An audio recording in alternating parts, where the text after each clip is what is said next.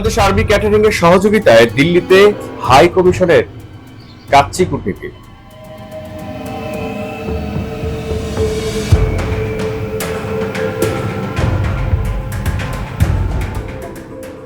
প্রিয় দর্শক, আসসালামু আলাইকুম।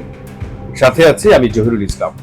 স্বাধীনতা দিবস উপলক্ষে গত ২৬ মার্চ সন্ধ্যায় দিল্লিতে বাংলাদেশ হাই কমিশন আয়োজিত সম্বর্ধনা মিলন মেলায় পরিণত হয়। হাই কমিশনার রিয়াজ হামিদুল্লাহ ও ভারতের পররাষ্ট্র প্রতিমন্ত্রী কীর্তি বর্ধন সিং দুই দেশের অনন্য ও বহুমাত্রিক সম্পর্কের কথা উল্লেখ করে পারস্পরিক সৌহার্দ্য ও প্রয়োজনীয়তার ওপর জোর দেন।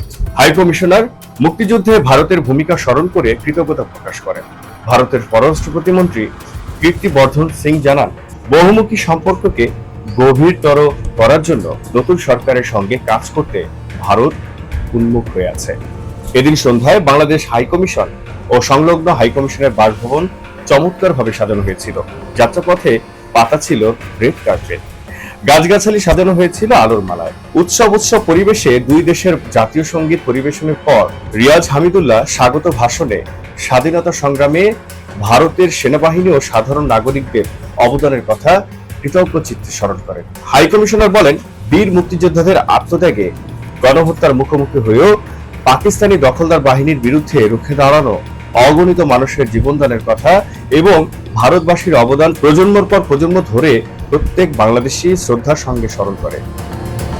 পশ্চিমবঙ্গ, ত্রিপুরা ও পুরো উত্তর পূর্বাঞ্চলের অবদানের কথা বিশেষভাবে উল্লেখ করে হাই কমিশনার বলেন, শারীরিক ও মানসিকভাবে আমাদের পাশে দাঁড়িয়ে নানাবিধ সামগ্রী সরবরাহ করে এসব মানুষ মুক্তিযোদ্ধাদের সমর্থন করেছেন। ১৬৬৮ জন ভারতীয় সেনা আমাদের স্বাধীনতার জন্য আমাদের দেশের মাটিতে প্রাণ হারিয়েছেন। এই আত্মত্যাগ ও অবদান ভোলার নয়। রিয়াজ হামিদুল্লাহ জনগণের পক্ষ থেকে স্বাধীনতা যুদ্ধের ঘোষণা দেয় মেজর জিয়াউর রহমানকে কৃতজ্ঞ চিত্তে স্মরণ করেন। বাংলাদেশ ও ভারতের অনন্য বহুমুখী সম্পর্কের অংশীদারিত্বের কথা উল্লেখের সময় হাই কমিশনার হামিদুল্লাহ দুই দেশের বৃহৎ জনগোষ্ঠীর কৃষি, বয়নশিল্প, কারুশিল্প, কবিতা, সঙ্গীত, শিল্পকলার ঐতিহ্য তুলে ধরে সম্পর্কের ধারাবাহিকতার ওপর জোর দেন। রবীন্দ্রনাথ, নজরুলের পাশাপাশি তিনি তুলে ধরেন সত্যজিৎ রায়, ঋত্বিক ঘটক, প্রফুল্লচন্দ্র রায়, সত্যেন বোস, ওস্তাদ আলাউদ্দিন খাঁ, পণ্ডিত রবিশঙ্করদের ঐতিহ্যশালী অবদান। হামিদুল্লাহ বলেন, এই বহুমাত্রিকতার মধ্যেই সমন্বয়বাদ ও মানসিক ঔদার্য নিহিত। এই ঐতিহ্য এটাই বোঝায় যে বাংলাদেশের প্রত্যেক নাগরিক তার ধর্ম ও বিশ্বাস নিয়ে স্বাধীনভাবে বসবাস করতে পারে, উন্নতির সোপানে উঠতে পারে।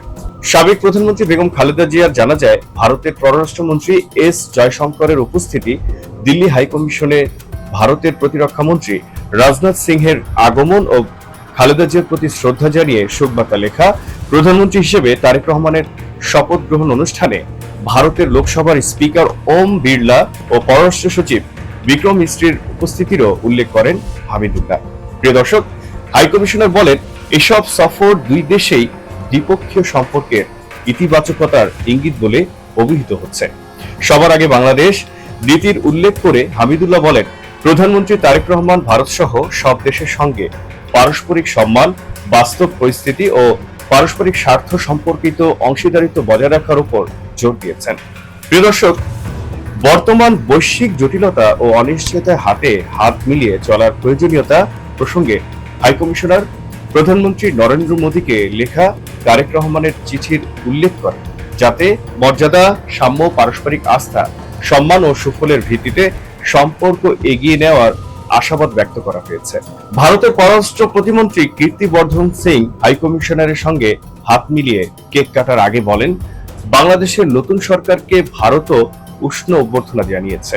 তিনি জানান, বহুমুখী সম্পর্কের প্রসার ঘটাতে নতুন সরকারের সঙ্গে কাজ করতে ভারতও আগ্রহের সঙ্গে অপেক্ষা করছে। ২৬শে মার্চের মিলন মেলায় অংশ নেন ভারতের প্রবীণ কংগ্রেস নেতা মণিশঙ্কর আয়ার, বিজেপি সরকারের সাবেক প্রতিমন্ত্রী ও সাংবাদিক এম জে আকবর, পররাষ্ট্র সচিব বিক্রম মিস্ত্রি ও পররাষ্ট্র মন্ত্রণালয়ের মুখপাত্র রণবীর জয়সওয়াল। উপস্থিত ছিলেন ঢাকায় ভারতের ৩ সাবেক হাই কমিশনার দেব মুখোপাধ্যায়, পিনাকর রঞ্জন চক্রবর্তী ও রিভা গাঙ্গুলি দাস। এছাড়া বহু সাবেক ভারতীয় কূটনীতিক, বিশিষ্ট ব্যক্তি এবং বিভিন্ন দেশের কূটনীতিকদের উপস্থিতিতে প্রাণবন্ত হয়ে উঠেছিল গোটা অনুষ্ঠানটি। এই অনুষ্ঠানের অন্যতম আকর্ষণ ছিল বাংলাদেশের বিখ্যাত kacchi biryani.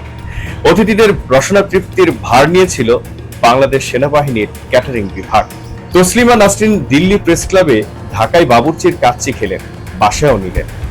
দিল্লিস্থ high commission 27 March Delhi press ক্লাবেও বিরিয়ানি রান্নার আয়োজন করে। সেখানে বিরিয়ানি খেয়ে বিতর্কিত লেখিকা তসলিমা নাসরিন সামাজিক যোগাযোগ মাধ্যমে লিখেছেন, দিল্লির প্রেস ক্লাবে আজ খাওয়া হলো ঢাকার কাচ্চি বিরিয়ানি।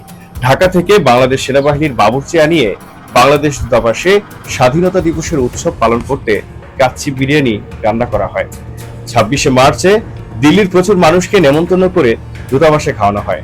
3 দিন পর 30 মার্চ তারিখে দিল্লির প্রেস ক্লাব আবার দূতাবাসের সঙ্গে যৌথ উদ্যোগে সেই বাবুর্চিকে দিয়ে দূতাবাস থেকে কাচ্চি বিরিয়ানি রান্না করিয়ে গরম গরম নিয়ে আসে প্রেস ক্লাবের সদস্যদের জন্য। রাষ্ট্রদূত আসেন প্রেস ক্লাবের, আর সবার সঙ্গে হাত মেলালেও আমার থেকে বহু দূরে থাকেন। চোখে চোখ পড়লেও তার যদি আবার চাকরি চলে যায়, দূতাবাসে তো আমার প্রবেশাধিকার নেই, নেমন্তন্ন পাওয়ার তো প্রশ্নই ওঠে না। অগত্যা প্রেস ক্লাবই ভরসা। প্রেস ক্লাবের সদস্য হিসেবে সেই কাচ্চি বিরিয়ানি প্রেস ক্লাবে বসেই খাই। ঘরে খাবার জন্য 2-3 প্যাকেট নিয়েও আসি। প্রিয় দর্শক, আমাদের সংবাদটি যদি আপনাদের ভালো লেগে থাকে তাহলে অবশ্যই লাইক, কমেন্ট, শেয়ার দিয়ে আমাদের পাশে থাকুন। আল্লাহ হাফেজ।